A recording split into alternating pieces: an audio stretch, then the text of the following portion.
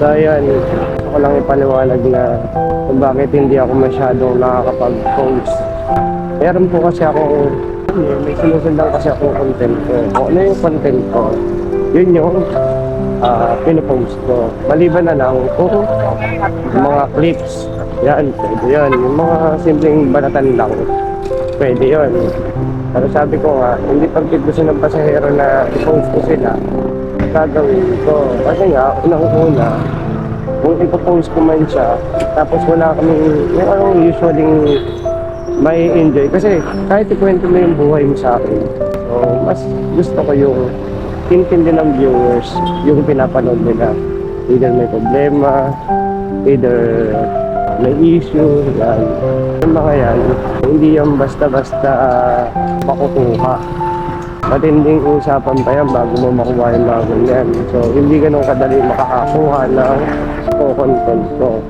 Kaya, kung mapapansin nyo kung bakit medyo hindi ako nakakapag-post dahil nga dun sa sinusundan ko content.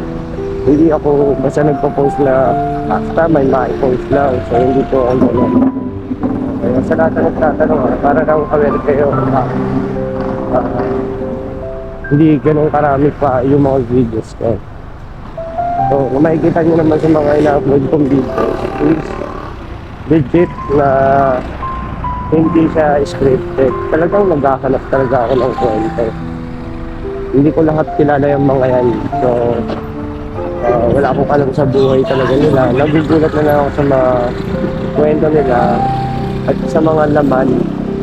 So, once na nai-intindihan ko na yung kwento niya, once na pinasok ko na siya sa editing, hindi masakit sa ulo na mag-edit. Kasi nga, huli ko yung tao, huli ko yung kwento niya.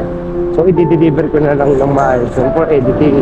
So, editing kasi, hindi rin basta-basta dahil kahit gaano kaganda yung kwento, kung sablay naman pagdating sa editing, kung paano ko ipapasok yung mga sound effect, yung mga usually mga lalo na yung mga details yan. Pag nag-post ka,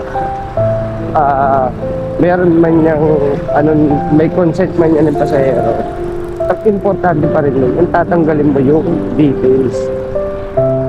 So lahat yun, binubusisi ko bago ko i-post. So paulit-ulit na review, paulit-ulit na nood hanggang sa makita ko na kung okay na ba ito i-post, wala ba akong masasagasaan, hindi ko pa maano yung image niya. So, anong kahirap gumawa ng isang content na sinusundan ko. Talaga akong legit na kukuha ka ng content. Literal hihimayin, hindi yung basta makapag-post lang. Ayan na, sana naiintindihan na ng mga ibang pasahero na kung bakit gano'n at maiintindihan din ng ibang mga viewers. Kasi may mga nagtatanong kung bumabiyahe pa daw ba ako, hindi na daw ako nakakapag-post. So, yun nga, isang simpleng lang yun. Simpleng part para maiintindihan ng iba. Hindi kasi siya ganun kadali. Hindi tayo basta pagpo-post lang. Okay. Yun lang. Salamat.